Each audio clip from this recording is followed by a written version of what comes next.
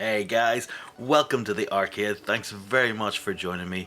And I guess I haven't done one of these videos in a little while, but I wanted to take another look at a game that I think would have made a really good arcade machine from back in the day. So again, we're actually looking at a Commodore 64 game, and it's one that I've talked about before and actually only found out today that it is the third game in a series. So yes, we are talking about Monty on the Run. This was a fantastic little platformer that I played many times as a kid. I've raved about the platforming elements of it. I've raved about the music that they were able to produce from that little SID synthesizer that they had within the Commodore 64. It's just a game that I absolutely adored back then and still do. It's actually quite a difficult little platformer, and you have to kind of figure out where you need to go and the items that you need to collect in order to escape. The game was just so addictive. It always made you want to try again to see how far you could get, and I really like that, and I think that's what would make it a kind of a really good arcade game. The platforming elements and the graphics are definitely reminiscent of some of the 80s games, or at least some of the earlier ones from that decade. So I do think it would make a very good arcade style cabinet, and I do play it on the Gamer Pro with arcade controls, and it works very well. But let's jump into some gameplay and see what you guys think. Do you agree with me, or am I chatting shite? Let's find out. So we'll jump over onto Batocera, our trusty little setup over here, and what we'll do is we'll jump over into the Commodore 64 section and hunt down Monty on the Run. Now, this was when I actually found out that Monty on the Run was the third game. I've never heard of Wanted Monty Mole or Monty is Innocent, so I'm going to have to go back and have a look at those two games, because I always thought Monty on the Run was the first one, and then A Fuite Sen Monty was the sequel to it. So finding out there was two other games of this series has just completely blown my mind. So here we go. This is what I remember, and instantly we'll just hear the fantastic tunes that come out of this little game. I just think it's absolutely the music behind this is awesome. Wait until it just gets started. Obviously, it's just a fucking great tone.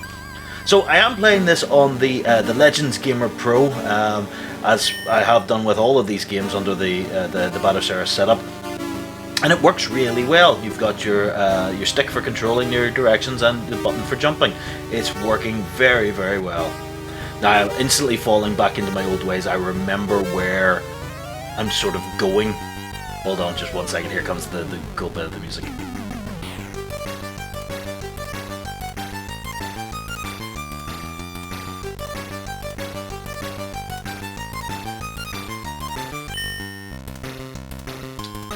I absolutely love the music that comes out of this, and if anyone ever saw my old top 10 Commodore 64 games, this was right up there, just simply because of the music above anything else. Like I said, I'm sort of remembering my old paths and where I'm meant to be going here. So this is why I'm sort of just seamlessly running from screen to screen, because I know where I should be going. It's all coming back to me, but I've never actually completed this game. I played this when I was like 7 or 8. And I remember getting stuck in certain places. My dad would play it as well, and he would get stuck in certain places, and we would sort of help each other out, trying to figure out where we should be going. I think we got stuck on that, didn't figure out that we could sit in the cloud for ages. That was definitely one. But the game works really well, and I think you could certainly think that this was running on an old 80s arcade machine.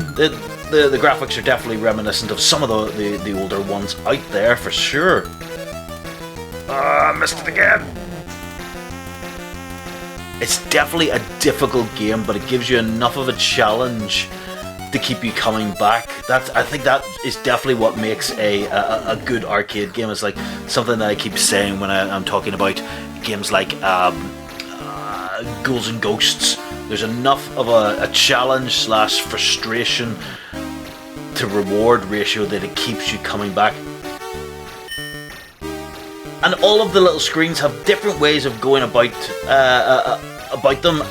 it just keeps you coming back. There's multiple pathways to get through, multiple enemy types. You've got to understand their movement. Their movement pattern is very key, because this screen caught us out for so long. I remember me and my dad could not get past that, because that clock was definitely going to kill us. So anytime it came near, we backed off. And it was only I tried it one day and stood still, and it didn't kill me. That was a revelation to us. I think I do remember these bits. I don't know if I ever got much further than this screen. This is about as far as my memory goes. But I am sort of getting used to the controls again, and able to. I remember that big laser. Oh! And there we go. Well, what do you guys think? Do you think it would have made a decent arcade game? I think with the controls, the funky music, I think it would have worked really well. There we go, look at that. Congratulations, number 1. So let me know what you guys think in the comments. Is there any other games that you think I should take a look at in regards to what would make a really cool arcade game? Span them across multiple sort of older consoles, and we'll be able to check them out. But thanks very much for joining me, guys, and I will see you again very soon. Bye bye for now.